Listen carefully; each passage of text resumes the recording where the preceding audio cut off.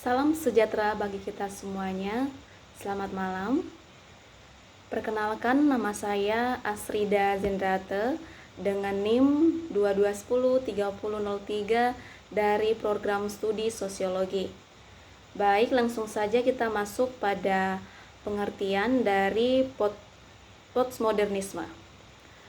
Postmodernisme adalah sebuah gerakan intelektual, filosofis, seni arsitektur, dan kritik budaya yang muncul pada pertengahan hingga akhir abad ke-20 sebagai suatu reaksi terhadap modernisme.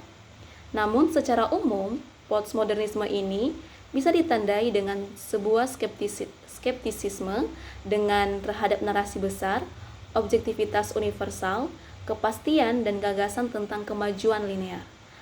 Ada beberapa aspek atau kunci dari postmodernisme ini yang sebagai istilah dan ide yang mengharuskan adanya peredaran modernisme berlawanan dengan harapan umum.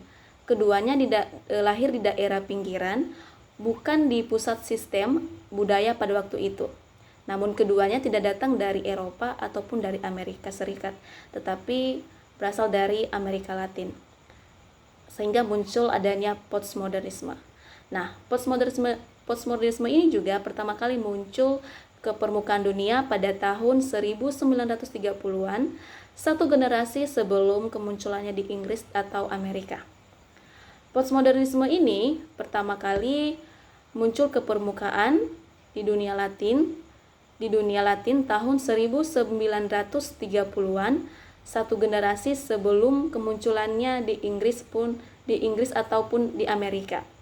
Ia memakainya dengan menggambarkan pengaliran kembali konservatif atau konservatif reflux dalam modernisme itu sendiri.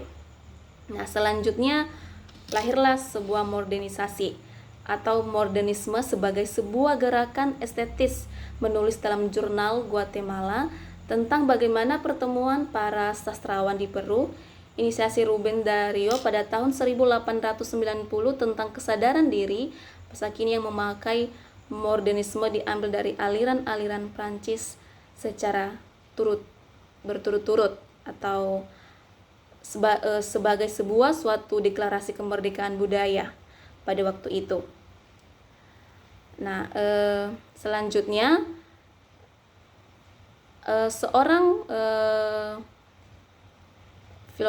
filosofis yaitu Arnold Toynbee yang dia mengemukakan sebuah pendapat bahwa pertemuan antara dua kekuatan besar, antara industrialisme dan nasionalisme, telah membentuk sebuah sejarah belakangan ini.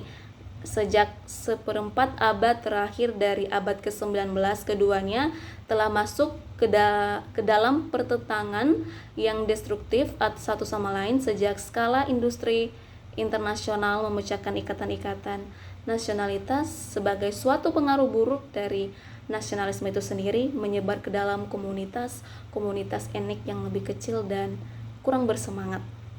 Nah, namun dari pendapatnya tersebut terdapat suatu kelemahan yang dimana Toynbee berpendapat bahwa dia menyimpulkan bahwa kelemahan yaitu yang fatik atau bergabung menjadi suatu mengisolir karyanya pada masa ketika komitmen kepada pertempuran melawan komunisme sedang mengendur.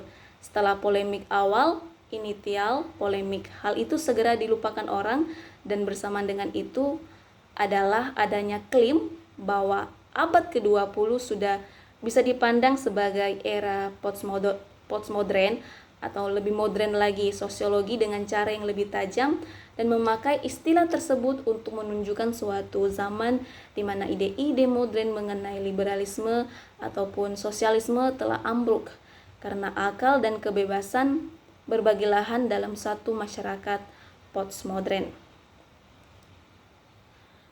Selanjutnya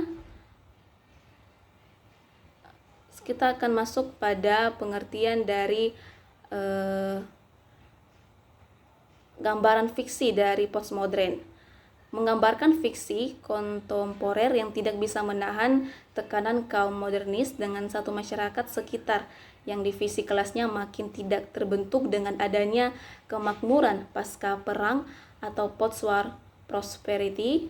Dan dapat kita simpulkan dari materi yang saya jelaskan itu bahwa dari sudut pandang sosiologi, asal-usul dari postmodernitas ini dapat disimpulkan sebagai suatu pergeseran fundamental dari tatanan sosial budaya dan intelektual modernitas yang ditandai oleh keraguan mendalam terhadap narasi-narasi besar universalisme dan keyakinan pada kemajuan linear, sehingga kemunculannya merupakan suatu respon terhadap serangkaian faktor sosiologi atau histori yang saling terkait.